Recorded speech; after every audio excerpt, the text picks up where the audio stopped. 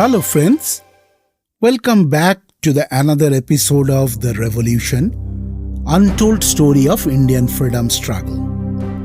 In the last episode, we discussed the Third Anglo-Maratha War. We concluded with the note that the Third Anglo-Maratha War left the British in control of practically all of present-day India south of Satluj River.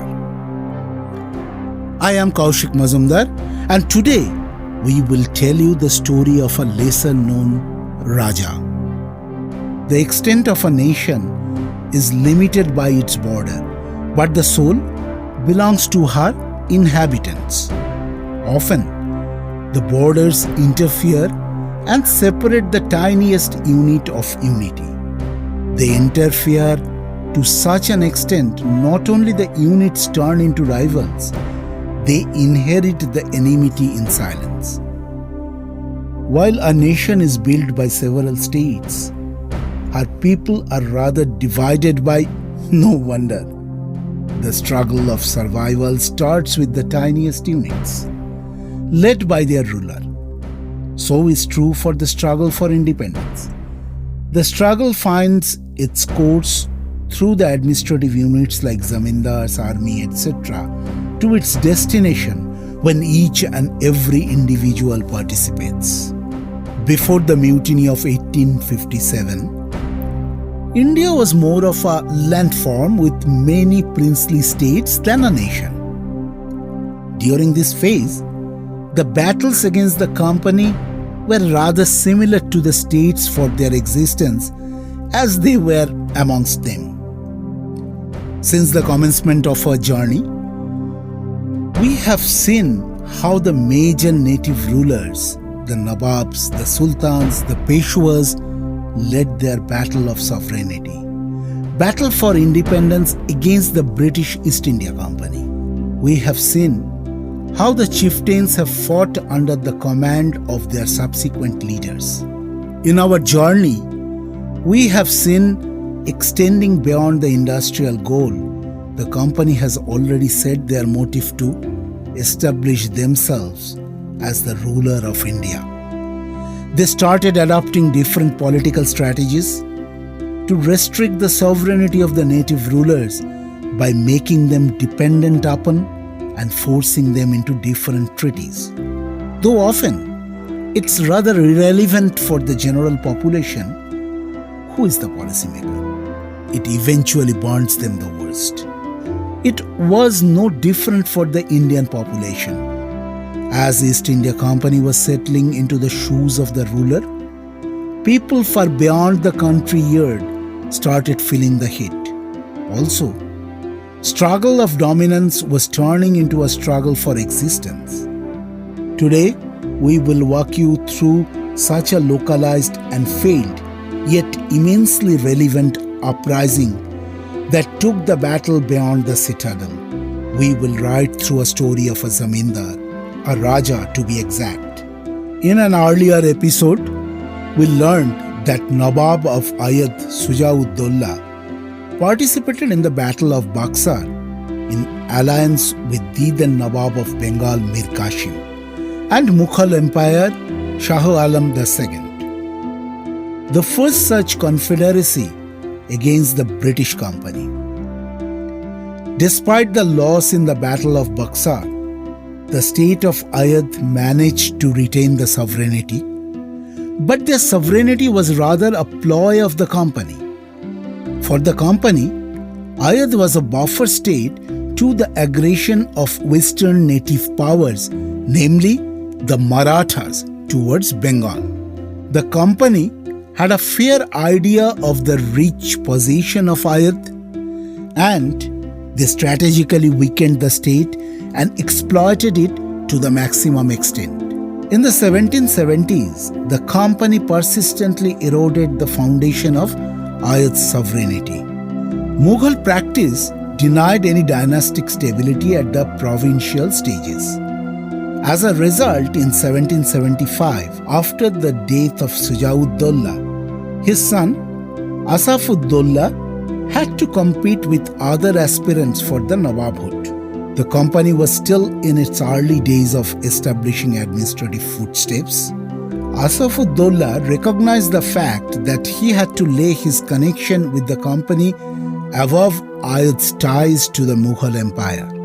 As time and again, we have seen Indian princes have struck compromising deals with the company against their native counterparts. Asaf did the same.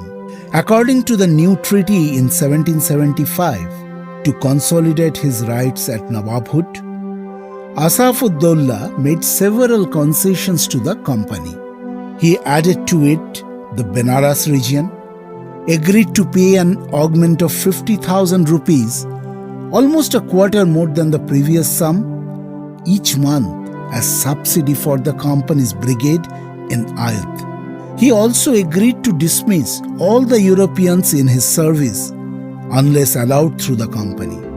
Thus Ayadh turned into a subsidiary state of the East India Company. Included in the terms to the same treaty was the right to rule the Benaras. Balwant Singh, who was the king of Benaras in 1738 to 1770, though was a vassal of the Nawab of Ayadh, enjoyed considerable autonomy. During the time of the treaty, his son, Raja Chait Singh, was confirmed in his possession as a zamindar, with full rights on condition of paying the stipulated amount of tribute.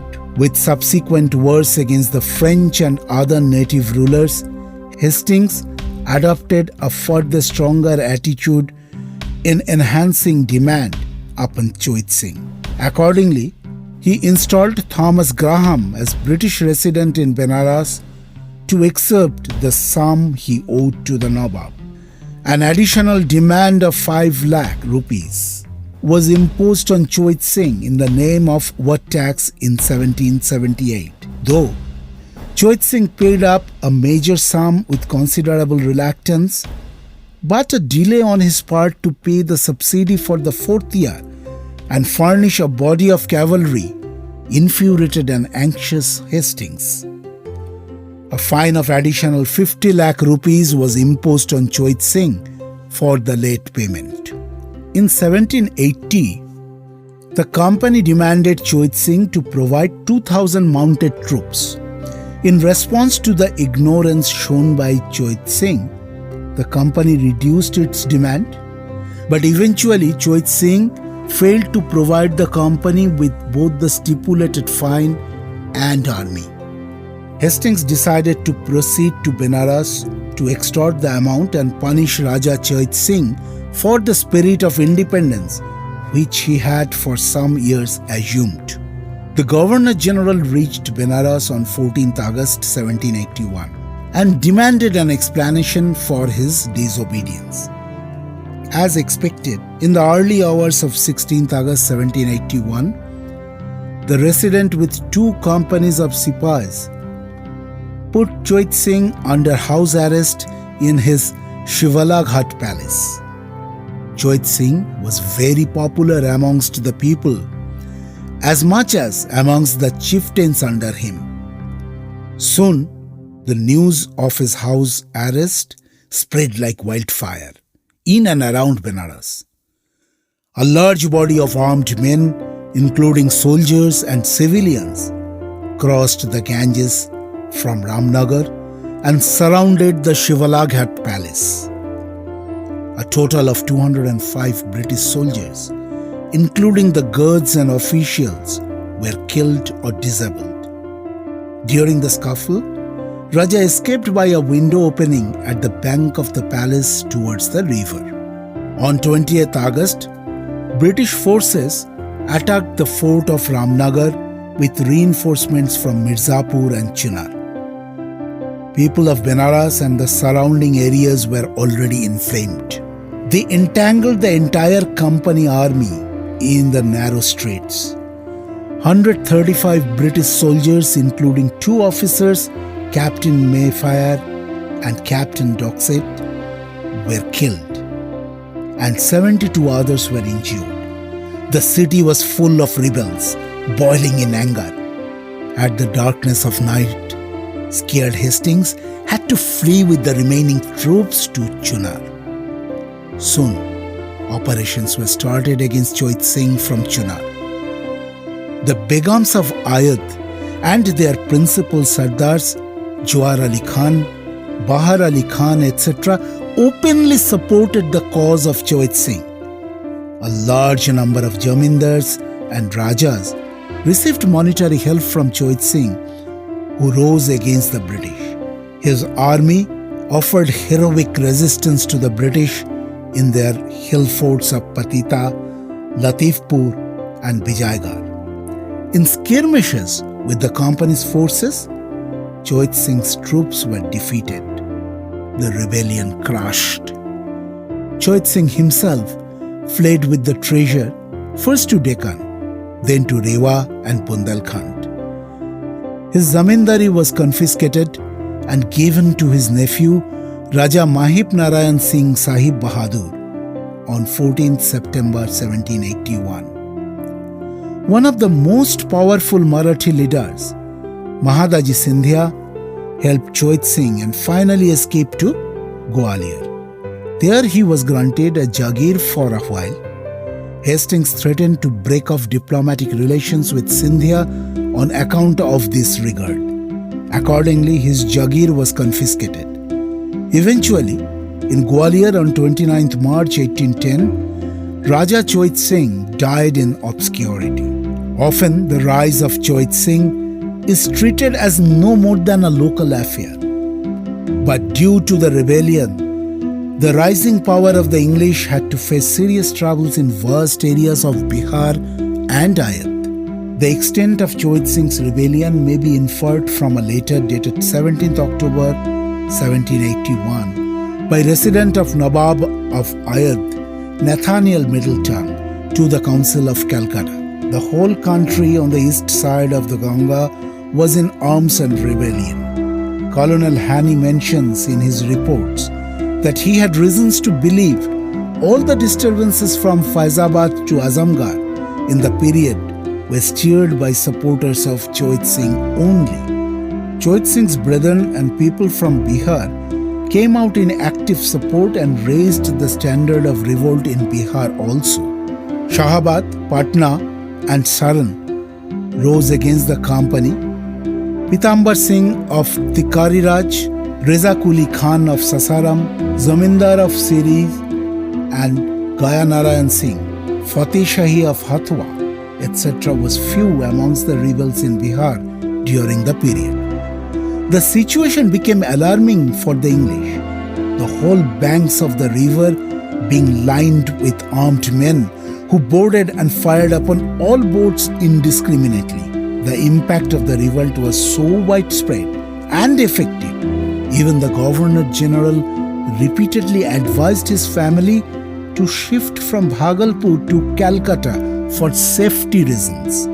Though some of the leaders of the revolt in Bihar and Ayadh may be seriously attached and intimately connected with Raja Chait Singh, their manifestation of discontent should rather be extended as inspired instead of conspired by Chait Singh. All these efforts were fueled by the anti-British movement, then commitment towards a single leader in Raja Chait Singh.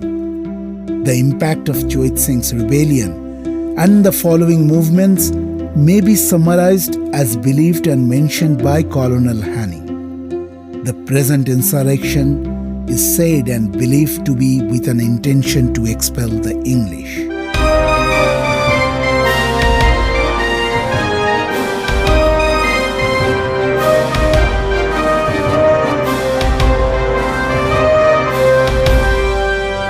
Want to learn more about the untold story of Indian freedom struggle?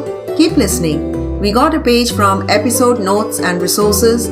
Visit us at http://www.ksproductionsusa.com. Subscribe to the Revolution Untold Story of Indian Freedom Struggle at Apple Podcasts, Stitcher, Spotify, or wherever you get your audio. Be sure to leave us a review, give us 5 stars, and please talk about us to your friends and family. We want to hear directly from you too, so send us an email. Our email address is therevolution@ksproductionsusa.com. The Revolution Untold Story of Indian Freedom Struggle is produced by KS Productions INC in collaboration with Pastel Entertainment.